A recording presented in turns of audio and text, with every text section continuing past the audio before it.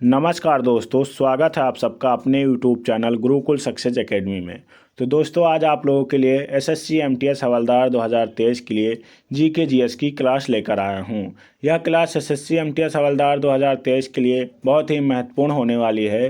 तो दोस्तों, पूरा वीडियो अंत तक जरूर देखना और किसी अन्य टॉपिक पे वीडियो चाहिए तो कमेंट बॉक्स में ज़रूर कमेंट करना। वीडियो शुरू करते हैं। मुग़ल बादशाह अकबर की मृत्यु निम्नलिखित में से किस वर्ष हुई थी? तो मुग़ल बादशाह अकबर की मृत्यु 1605 ईस्वी में हुई थी। ऑप्शन नंबर सी इसका सही आंसर होगा, 1605 ईस्वी में हुई थी। आगे बढ़ते और अगला प्रश्न है, स्वतंत्रता मेरा जन्म सिद्ध अधिकार है और मैं इसे लेकर रहूँगा, यह नारा किसने दिया था? तो यह नारा बाल गंगाधर तिलक जी ने दिया था। ऑप्शन नंबर इसका ए सही आंसर होगा, बाल गंगाधर तिलक जी ने कहा था स्वतंत्रता मेरा जन्म सिद्ध अधिकार है, मैं इसे लेकर रहूँगा। आगे बढ़ते और अगला प्रश्न देखते हैं। अगला प्रश्न है, निम्नलिखित में से किसने बड़े पैमाने पर स्वर्ण मुद्राएं चलाई थी? तो कुषाण शासकों ने बड़े पैमाने पर स्वर्ण मुद्राएं चलाई थी। ऑप्शन नंबर इसका सी सही आंसर होगा, कुषाण शासकों ने चलवाया था। आगे बढ़ते और अगला प्रश्न है, भारतीय राष्ट्रीय कांग्रेस के पहले अधिवेशन का आयोजन कहाँ पर हुआ था? तो भारतीय राष्ट्रीय कांग्रेस के पहले अधिवेशन का आयोजन मुंबई में हुआ था। ऑप्शन नंबर 20 का सही आंसर होगा। कब हुआ था? तो 1885 ईस्वी में हुआ था। आगे बढ़ते और अगला प्रश्न देखते हैं। अगला प्रश्न है, किस वेद में प्राचीन वैदिक युग की संस्कृति के बारे में सूचना दी गई है? तो ऋग्वेद में। ऑप्शन नंबर इसका ये सही आंसर होगा, किसमें? ऋग्वेद में सूचना दी गई है। आगे बढ़ते और अगला प्रश्न है, जातक ग्रंथ का संबंध किससे है? तो जातक ग्रंथ का संबंध जो है बौद्ध धर्म से है। ऑप्शन नंबर सी इसका सही आंसर होगा, जातक ग्रंथ का संबंध बौद्ध धर्म से है। आगे बढ़ते और अगला प्रश्न है, यात्री इब्न बतूता कहाँ से आया था? तो यात्री इब्न बतूता जो है मोरक्को से आया था। ऑप्शन नंबर इसका ए सही आंसर होगा, मोरक्को से आया था। आगे बढ़ते हैं और अगला प्रश्न है, भारतीय पुरातत्व का जनक किसे कहा जाता है? तो भारतीय पुरातत्व का जनक अलेक्जेंडर कनिंघम को कहा जाता है। ऑप्शन नंबर इसका बी सही आंसर होगा, अलेक्जेंडर कनिंघम को कहा जाता है। आगे बढ़ते और अगला प्रश्न है, योग दर्शन के प्रतिपादक कौन है? तो योग दर्शन के प्रतिपादक जो हैं पतंजलि हैं। ऑप्शन नंबर इसका ए सही आंसर होगा, पतंजलि का संबंध योग दर्शन से है। आगे बढ़ते और अगला प्रश्न है, चरक संहिता नामक पुस्तक किस विषय से संबंधित है? तो चरक संहिता का संबंध चिकित्सा से है। ऑप्शन नंबर इसका सी सही आंसर होगा, चरक संहिता का संबंध चिकित्सा से है। आगे बढ़ते और अगला प्रश्न है, संविधान के अंतर्गत भारतीय लोकतंत्र के आदर्शों को हम कहाँ देख सकते हैं? तो संविधान के अंतर्गत भारतीय लोकतंत्र के आदर्शों को हम प्रस्तावना में देख सकते हैं। ऑप्शन नंबर इसका सी सही आंसर होगा, प्रस्तावना में देख सकते हैं। आगे बढ़ते और अगला प्रश्न है, फरक्का बांध किस नदी पर स्थित है?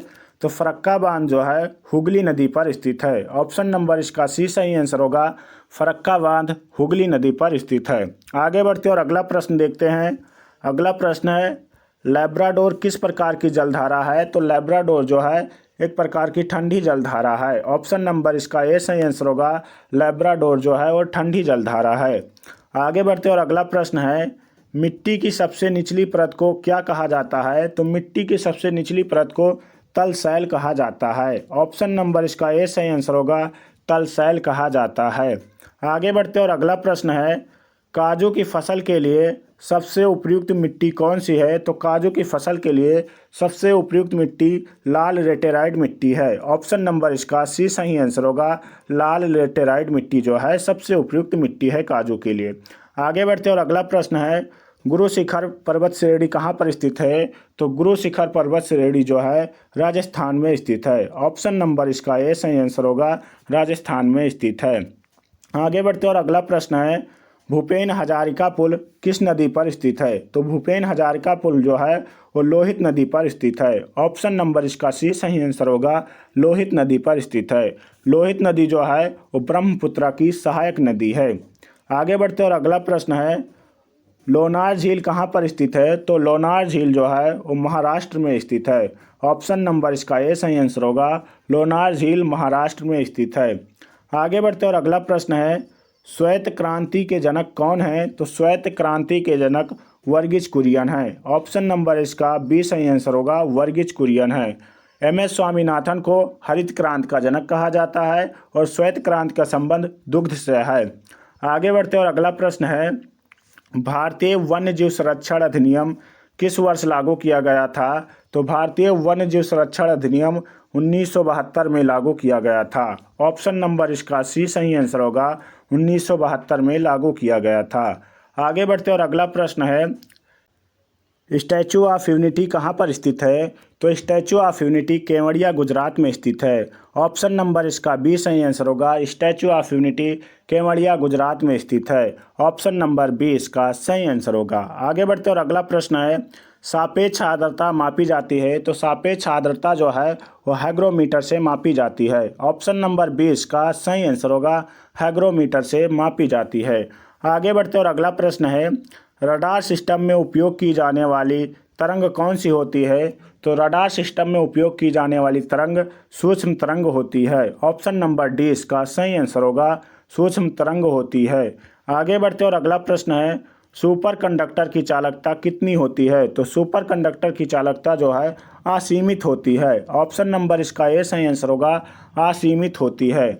आगे बढ़ते और अगला प्रश्न है, गर्म करने पर एक अर्धचालक का प्रतिरोध क्या हो जाता है?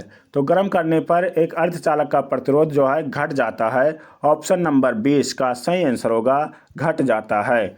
आगे बढ़ते और अगला प्रश्न है, एक कृत्रिम उपग्रह में विद्युत ऊर्जा का स्रोत क्या है? तो एक कृत्रिम उपग्रह में विद्युत ऊर्जा का स्रोत जो है सौर सेल होता है। ऑप्शन नंबर 20 का सही आंसर होगा, सौर सेल होता है। आगे बढ़ते और अगला प्रश्न है, यदि किसी प्रतिरोधक तार को लंबा कर दिया जाए तो उसका प्रतिरोध क्या होगा? बढ़ जाएगा। यदि किसी प्रतिरोधक तार को लंबा कर देंगे तो उसका प्रतिरोध जो है बढ़ जाएगा। ऑप्शन नंबर इसका ए सही आंसर होगा। आगे बढ़ते और अगला प्रश्न देखते हैं। अगला प्रश्न है, ओम का नियम क्या परिभाषित करता है? तो ओम का नियम जो है धारा और वोल्टता दोनों को परिभाषित करता है। ऑप्शन नंबर डी इसका सही आंसर होगा। आगे बढ़ते और अगला प्रश्न है, विशिष्ट प्रतिरोध का एसआई मात्रक क्या है? तो विशिष्ट प्रतिरोध का एसआई मात्रक ओम मीटर है। ऑप्शन नंबर 20 का सही आंसर होगा, ओम मीटर है। आगे बढ़ते और अगला प्रश्न है, दूरदृष्टि दोष को निवारण के लिए काम में लाया जाता है। तो दूरदृष्टि दोष के निवारण के लिए उत्तल लेंस का प्रयोग किया जाता है। ऑप्शन नंबर 20 का सही आंसर होगा, उत्तल लेंस का प्रयोग किया जाता है। आगे बढ़ते और अगला प्रश्न है, संविधान के अनुच्छेद 1 में भारत को क्या कहा गया है? तो संविधान के अनुच्छेद 1 में भारत को राज्यों का संघ कहा गया है। ऑप्शन नंबर सी इसका सही आंसर होगा, राज्यों का संघ कहा गया है। आगे बढ़ते और अगला प्रश्न है, दोस्तों आप लोगों से एक प्यारा सा रिक्वेस्ट है कि चैनल पर नए हो तो प्लीज़ चैनल को सब्सक्राइब कर लें और वीडियो को लाइक कर दें और अपने दोस्तों तक शेयर कर दें। अगला प्रश्न है, राष्ट्रपति संविधान के किस अनुच्छेद के अंतर्गत लोकसभा को भंग कर सकते हैं? तो अनुच्छेद 85 के अंतर्गत लोकसभा को राष्ट्रपति भंग कर सकते हैं। ऑप्शन नंबर इसका ए सही आंसर होगा। आगे बढ़ते और अगला प्रश्न है, धन विधेयक भारतीय संविधान के किस अनुच्छेद में परिभाषित किया गया है? तो धन विधेयक को भारतीय संविधान में अनुच्छेद 110 में परिभाषित किया गया है। ऑप्शन नंबर 20 का सही आंसर होगा। आगे बढ़ते और अगला प्रश्न है, भारत का सॉलिसिटर जनरल होता है। तो भारत का सॉलिसिटर जनरल जो है एक प्रशासनिक अधिकारी होता है। ऑप्शन नंबर इसका ए सही आंसर होगा, एक प्रशासनिक अधिकारी होता है। आगे बढ़ते और अगला प्रश्न है, मुख्य सतर्कता आयुक्त की नियुक्ति कौन करता है? तो राष्ट्रपति करते हैं। ऑप्शन नंबर इसका ए सही आंसर होगा, मुख्य सतर्कता आयुक्त की नियुक्ति राष्ट्रपति करते हैं। आगे बढ़ते और अगला प्रश्न है, भारत में न्यायपालिका है। तो भारत में न्यायपालिका जो है स्वतंत्र है। ऑप्शन नंबर 20 का सही आंसर होगा, भारत में न्यायपालिका स्वतंत्र है।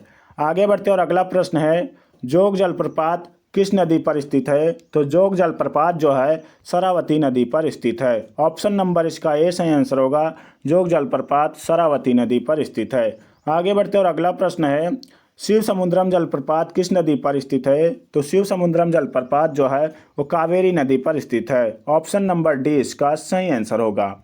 आगे बढ़ते और अगला प्रश्न है, भारत में विशालतम लैगून झील निम्न में से कौन सी है? तो भारत में विशालतम लैगून झील जो है वो चिल्का झील है। ऑप्शन नंबर 20 का सही आंसर होगा, चिल्का झील है और कहाँ पाई जाती है, आप लोग कमेंट बॉक्स में ज़रूर बताएं। आगे बढ़ते और अगला प्रश्न है, बगलीहार बांध किस नदी पर निर्मित किया जा रहा है। तो बगलीहार बांध जो है वो चेनाब नदी पर निर्मित किया जा रहा है। ऑप्शन नंबर 20 का सही आंसर होगा चेनाब नदी पर निर्मित किया जा रहा है। आगे बढ़ते और अगला प्रश्न है, एशिया का सबसे बड़ा जलप्रपात हुंड्रू जलप्रपात किस जगह के पास है। तो रांची के पास है। ऑप्शन नंबर इसका ए सही आंसर होगा हुंड्रू जलप्रपात रांची के पास है।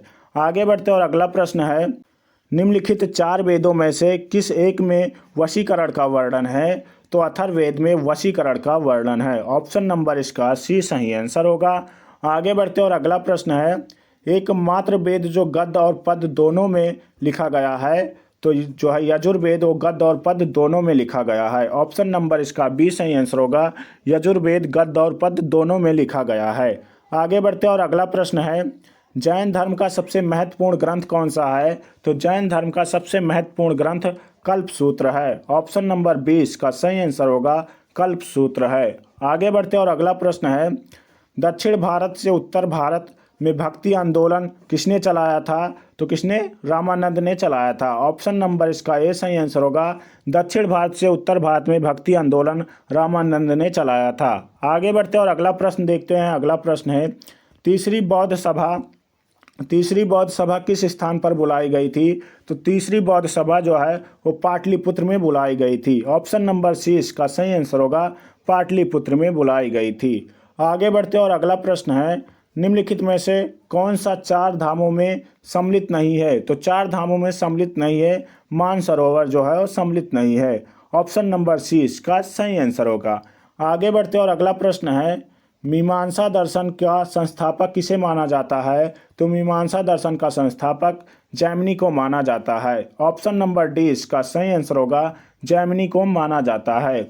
आगे बढ़ते और अगला प्रश्न है, ओणम किस राज्य का प्रमुख त्यौहार है। तो ओणम जो है वो केरल राज्य का प्रमुख त्यौहार है। ऑप्शन नंबर 20 का सही आंसर होगा ओणम जो है वो केरल राज्य का प्रमुख त्यौहार है। आगे बढ़ते और अगला प्रश्न है, महाकुंभ कितने वर्षों के अंतराल में होता है। तो महाकुंभ जो है वो 12 वर्षों के अंतराल में होता है। ऑप्शन नंबर 20 का सही आंसर होगा महाकुंभ 12 वर्षों के अंतराल में होता है। और अर्धकुंभ जो है वो 6 वर्षों के अंतराल में होता है, इलाहाबाद में मनाया जाता है। तो दोस्तों आप लोगों का प्रश्न यहाँ पर समाप्त हुआ। अगर आप लोगों को वीडियो अच्छी लगी हो तो प्लीज़ लाइक कर दें और अपने दोस्तों तक शेयर कर दें। चैनल पर नए हो तो प्लीज़ चैनल को सब्सक्राइब कर दें। पूरा वीडियो देखने के लिए बहुत बहुत धन्यवाद आप लोगों का। मिलते हैं अगली वीडियो में, तब तक के लिए जय हिंद जय भारत।